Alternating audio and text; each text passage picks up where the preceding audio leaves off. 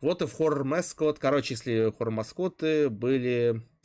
Ну, по сути говоря, их появление соответствовало периоду, ну, то есть временной рамке, в которой они появились. Horror games these days are all about revisiting the past, but historical accuracy is obviously not exactly top priority. FNAF has ChatGPT-powered ghoulies running around the 70s and 80s, and Dandy's World is rocking that modern bean-mouth aesthetic at least 30 years ahead of schedule. So let's take a look at a few modern horror series that took some liberties while recapturing the feel of yesteryear, and find out what they should look like if they were truly accurate to the good old days. Please join this 97-year-old YouTuber as he still serves horror mascots the old-fashioned way. Coming to you from beautiful downtown Fortitude Valley, it's the Harry Gold Show. Ну, погнали. With your host, Harry Gold. Good evening and welcome to the program. Now, mascot horror is a genre just undulating with nostalgia, but the people making these games often range from not remembering the past that well to never even having lived through it in the first place. Dandy's World, for instance, centers on a fictional cartoon series that ran from the late 80s to the early aughts, just like The Simpsons did in the better timeline we were cheated out of. Curse your unbridled avarice, Julie Kavner. But despite being spawn of the H.W. Bush administration, Dandy and his knick-knack-noggined compadres sport the sort of concussed pupil dilation and cannellini grin you could only really find in a post-Steven Universe universe. In fact, I received a number of comments asking me to take a look at old Pedalhead and his orbiters for this reason. So don't say I never did nothing for you. Rainbows were a popular motif at the time, so Dandy does have that going for it. Радуги было до хера. В целом 80-х, опять же. И костюмы очень были цветастые, потому что многие цветовые решения, потому что я помню, вот ради прикола смотрел некоторые видео, документалки. Просто, честно, вот чему я всегда удивлялся, сколько же в 80-х одежда и стиль были прям супер яркими, потому что некоторые сочетания прям взрывают глаза сейчас, потому что это, ну, блин, буквально, знаете, просто словно ты сейчас просто наденешь футболку, наденешь штаны, ты просто будешь сидеть как вот это вот чудо-мишка сраный. But style-wise, a more authentic look to his Genesis/Genesis era Genesis would punt this breathing bevy of bric-a-brac squarely into Smurf and Care Bear territory. All the vehemently merchandisable period favored a squishy, insincerely adorable aesthetic, whose apple-cheeked smile never quite reaches their glassy eyes, and whose hand is eternally reaching for your wallet. For this hoarder house-made animate specifically, it means carb-loading the spindliness out of their limbs and hammering more three-dimensionality into their faces. I do, however, have to pull up V the TV. She has a television antenna and V the TV. Везде поп! Remote, but also blue screens and buffers, and has black and green graphics for a face, like a computer. So, which is it? Talk about giving mixed signals. And just so we're clear, for all my boundless reserves of hubris, I'm not actually here to claim my designs are better than the originals. I'm just saying they're more accurate to this one very specific metric by which I happen to be ever so slightly obsessed. Before we continue, this episode of the Harry Gold Show is brought to you by today's sponsor, ZocDoc. Так, автору приятного Hello, аппетита. this is ZocDoc speaking. How may I be of find and instantly book a top-rated doctor today? Five Nights at Freddy's has always been swimming in a moldy soup of dilapidated 80s reminiscences. From its 2-bit attempts at 8-bit graphics to the pizzeria setting the Chuck E. Cheese's lawyers have been side-eyeing for the last 11 years. But now that Freddy's latest games have boldly expanded operations into the 1970s, the franchise's addiction to filling every location with as many illustrated posters and standees as possible has started to cause some issues. By which I mean it gets under my skin, and probably mine alone, but let me show you what I'm talking about. Take a look at these supposedly 70s Freddy posters from Security Breach. They're clearly digital illustrations using all sorts of whiz-bang Photoshop effects in a time when your Apple II was having a coronary just trying to get Oregon Trail running. Plus, no attempt to resemble the important art trends of this era has been made whatsoever. Ну это неплохо, вот это хотя бы неплохо выглядит, честно говоря. It's not even the slightest hint that this artist was off his gourd on acid. The same goes for this blatantly contemporary and computerific portrait of everyone's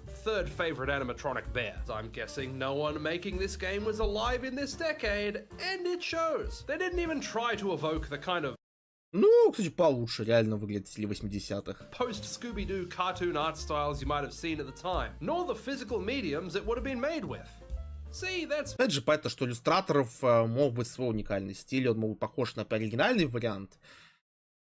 Но да, тут еще дело в обработке. Much better. I can practically smell the hippie that drew it already. Though, can you spot the other thing that's funky about these posters? This one asks you to come to a diner, but how would you find it? There's no address or even a phone number. The other one has a phone number, but no indication of what kind of food you'd even be ordering. And who would assume either of these are trying to imply there's a big honkin' robot bear on the premises? If it's not a drawing, back then Fred here would have been painted. But either way, if you're making something that's supposed to be an advertisement, for crying out loud, include some advertising. But this whole series has an epidemic of posters that just exist to fill space. Like Nurse Dolly here. Is this a promo that refuses to tell you what it's promoting? Or perhaps an informational poster written on a particularly strict need-to-know basis? Because currently, its only actual function is keeping the local lumberjacks in business. On top of paintings and drawings, airbrushing was another mode of illustration, which was pretty hot stuff back then. So that's another way to look more authentic than the Adobe Illustrator job they actually went with. Now forget the box, forget Burn Trap and Fazgoo, the real most baffling...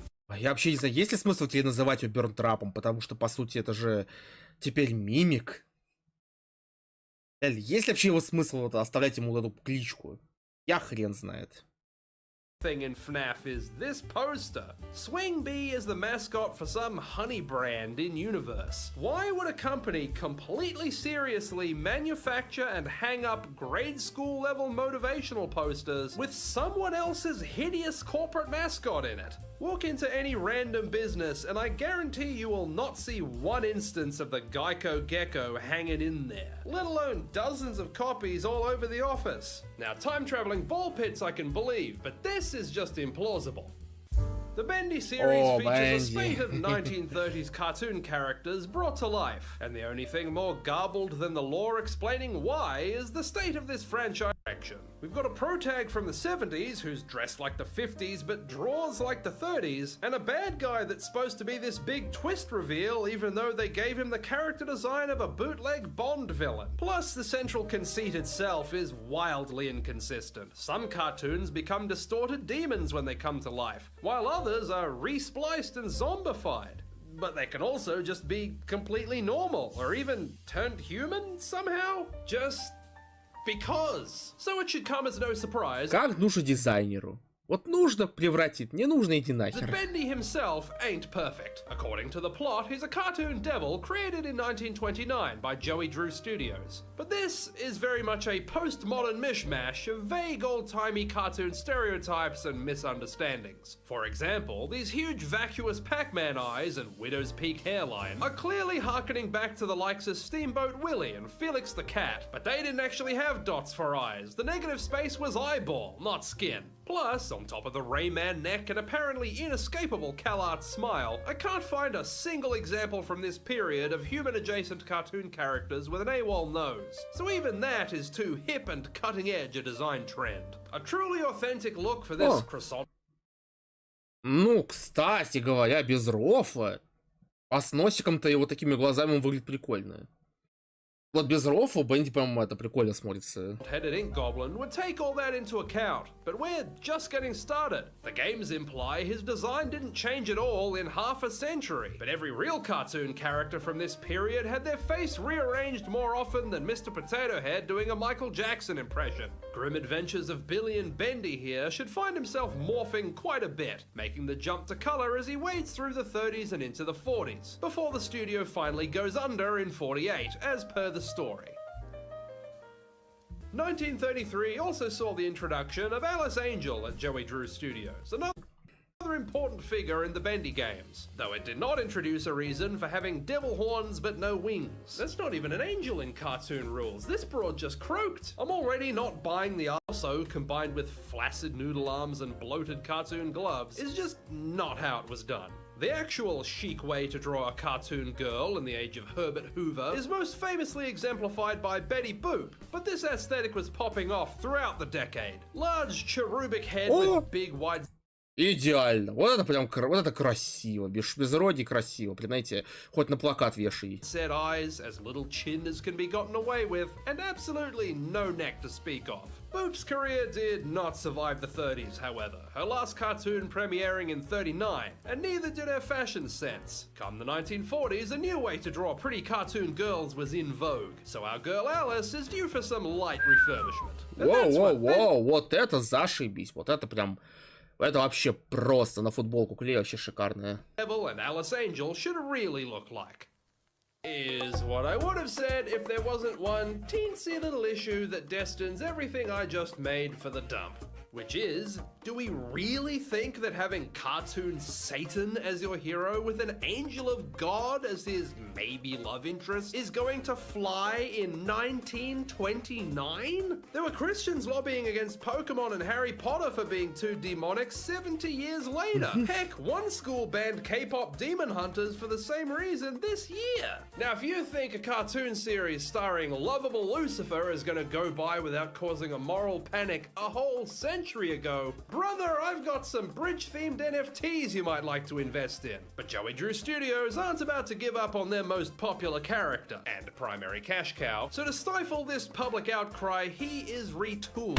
They maintain that famous and bankable silhouette by now introducing Bendy the cat. And look, even if somehow Devil Bendy survived the protests and boycotts at first, it'd all be over by 1936. That's the year the Hays Code came in, which was a set of rules all the studios in Hollywood agreed to stick to in order to enforce morality in motion pictures. And if your film didn't follow the rules, cinemas wouldn't play it. The Hays Code explicitly prohibits anything resembling blasphemy, so there's not a snowball's chance in a George Foreman grill that Bendy gets the okay as he was. Better feline than breadline, right? Alice isn't Charlestoning her way out of this one either. The Hays Code already slapped Betty Boop around for having an anthropomorphic dog for a boyfriend. They thought it endorsed real people having, shall we say, man's best friend with benefits. As a result, their animal husbandry came to an abrupt end, and Bimbo, yes, that was his name. А, кстати, да, я чисто ты так с этого рофлил.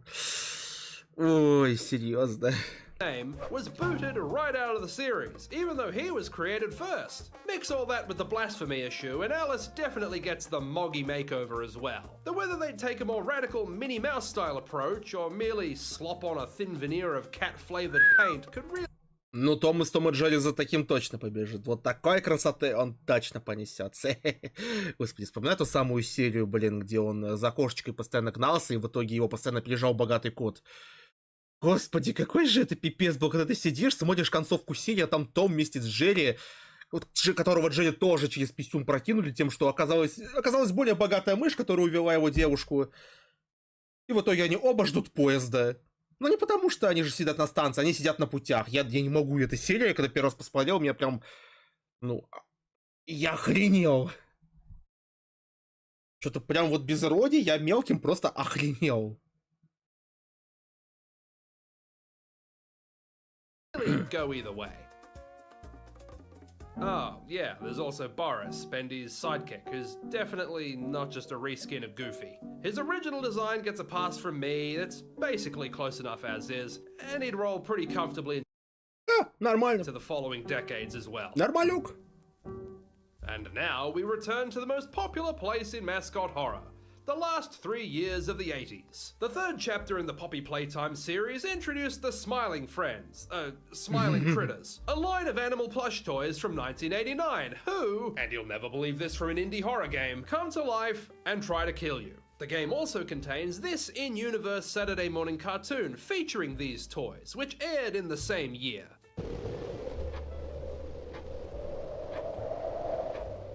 The wind's really scary.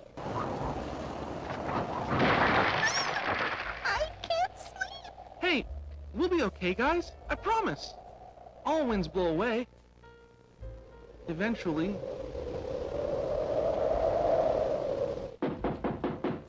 While the devs certainly did give it a proper go, even more than these beasties glowing like night lights, my biggest issue is actually the Mario enemy style inverted eyes. Light pupils in black black sockets were already rare enough in Western design around that time, but when you did see them, it was on monsters and villains, not lovable mascots trying to move merchandise. And the root of this issue is the clumsily creepy plushies they're based on. Other toy characters in this series look innocuous until they attack. Smiling critters, however, have oversized, soulless black eyes and a disproportionately large, gaping mouth that feel more like horror game jump scare material than any believable children's toy. Честно говоря, без шуток, это прям вот... Я все понимаю, что как бы они сделаны для того, чтобы пугать, но вот здесь это жесть. Ну, правда, если бы я мелким видел такую игрушку, типа... Не, она вроде милая, но я, пожалуй, брать ее не буду. Она меня напрягает. Не, вот просто без рофла. Вот огромная улыбка и пустые черные глаза. Блять, ведь представьте себе, ребенок просто пошел спать.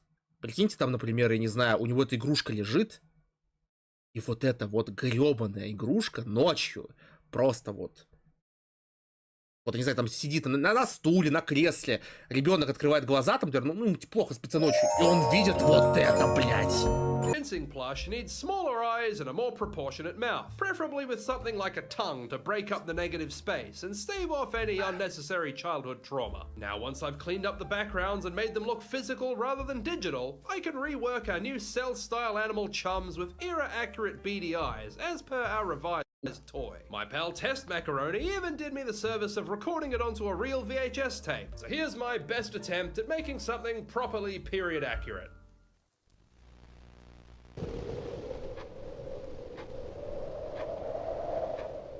The wind's really scary. I can't sleep. Hey, we'll be okay, guys. I promise. All winds blow away. Eventually. Вот без шуток реально похоже на... Вот это похоже прям на мультсериал из 80-х. Типа, знаете, вот этих вот... Господи, чудо-мишек, или как они назывались? А, заботливых мишек, реально похоже.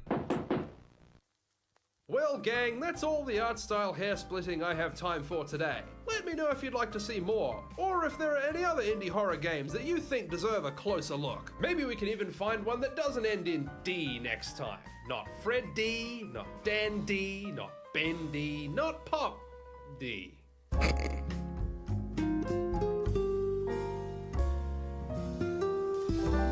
Let's play a game. I'll draw someone famous, and 3 people that guess who it is in the comments get a shout out in the next episode. If your guess last time was actor Hugh Laurie, then you were absolutely correct. Hugh's rule from the Wheel of Winners is...